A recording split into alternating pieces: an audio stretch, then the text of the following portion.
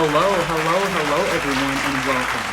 Welcome to the 201st episode of Tuesdays with Toby. My name is Toby Dickerson, and as I say each week, I am thrilled for you all to be back here today with me for another message. Hey, I want to start by giving you guys a shout out and a big thank you for all of you who sent me congratulatory texts, who posted in the comments and wished me well for my 200th episode. I was truly excited to get to such a feat.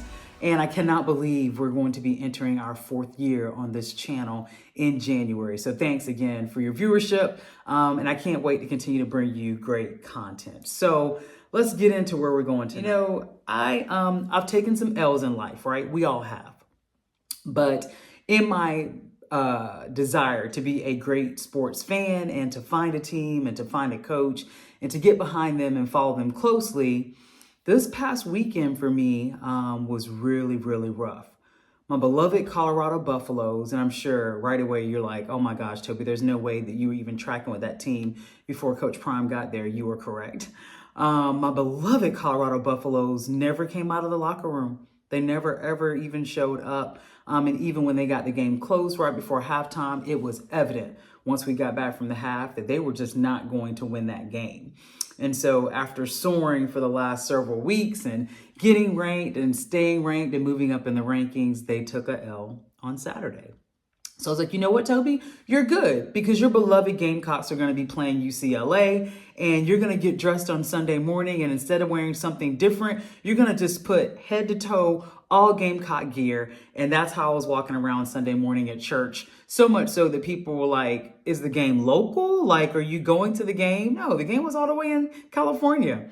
But at any rate, I was rocking my maroon and my black all day Sunday. I'd already had the trauma of Coach Prime and their just massive loss because I really thought they were going to be in contention for their conference championship. And here we go getting started with UCLA versus South Carolina.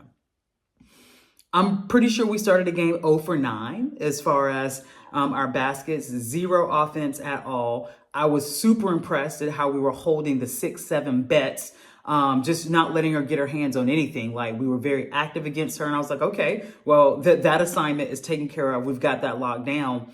And the game never took off for the Lady Gamecocks. So much so, at halftime, my dear mother texted me and she was like, I'm pretty sure this 43-game win streak is over tonight. We're going to lose this game. This was halftime. Now, granted, I'm pretty sure we were down either if it wasn't at 20 by half, it was definitely close to 20, down by 18, down by 16 at the half. And Mom was right. Those of you who follow the South Carolina Gamecocks and you know what's happening with that program, a lot of things are being said over the last couple of days, whether they're fair or not. This is what we get to do, right? Folks who are affiliated with the program in an official capacity, we have an opportunity to create platforms for ourselves and microphones, and we can come here and lament. And the main thing that I wanted to talk about tonight is this ridiculousness of Milaysia Fulwiley needing to transfer just because she only played 3 minutes and maybe touched the ball 2 times or had 2 turnovers or something of that nature. Milaysia Fulwiley knew who Dawn Staley was before she got to Carolina.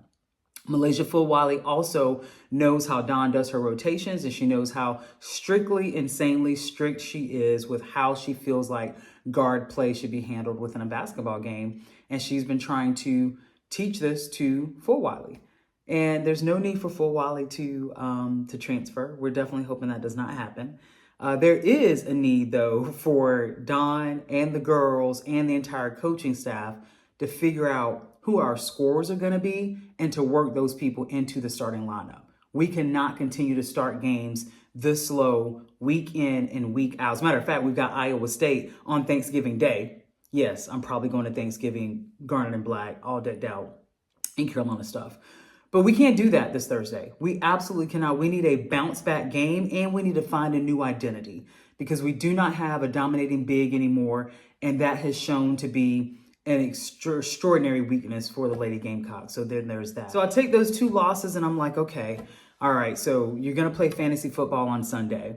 And surely, you know, you're going to have a great fantasy football week and you're going to come out with a W. Y'all lost at fantasy football on Sunday as well. I lost to Cousin Daryl. Cousin Daryl, congratulations. I know you're not watching. It's okay. This whole weekend has been nothing but L's. I've taken a whole lot of losses this weekend, but you know, after I thought about it all, one, I am super excited to be going home to South Carolina for Thanksgiving. So that's the first thing. So I started thinking on the good things. And then I also started thinking about some of the things that I'm thankful for. And honestly, while when it comes to Thanksgiving, I feel like it's like the biggest eating day of the year. I have thought about certain dishes, and those things are things I'm thankful for and I'm looking forward to. But this is going to be my first Thanksgiving back at home with my new spouse, right? So that's another thing to be thankful and grateful for. Both of my parents are still here. Both of his parents are still here. We get a chance to spend time with both of our families. That's another thing to be thankful for.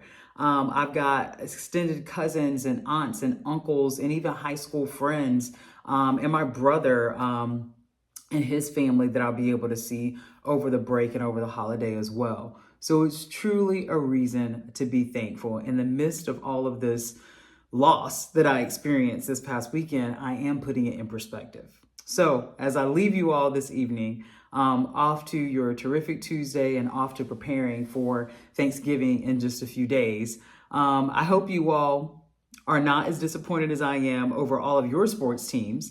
And if you are a South Carolina Gamecock fan, and if you are concerned about specifically Milaysia Fulwiley, I would say don't be concerned. Now, no, we can't ever say that somebody's not getting in the transfer portal and somebody's not leaving, but definitely don't be concerned about Dawn Staley's decision making. She is who she is because of who she is and how she does things. And even if these are not great decisions right now, it's going to always turn out for the good of Dawn and the team, and also for the good of the player. It's our job to be super fans, to try to stay positive, to yes, lament and to vent out frustration when we need to. But at the end of the day, I'm going to keep rocking with the Colorado Buffaloes. I'm definitely going to keep rocking with the South Carolina Gamecocks. And my fantasy football season is still going well. I'm 8-3 right now, maybe 8-4. I think that was my fourth loss. So I'm still going well with that. But I just wanted to get on tonight and wish everybody a safe and happy Thanksgiving. And I hope, as you all do each week, please like, please share, please subscribe. And I'll see you back here after Turkey Day. Take care.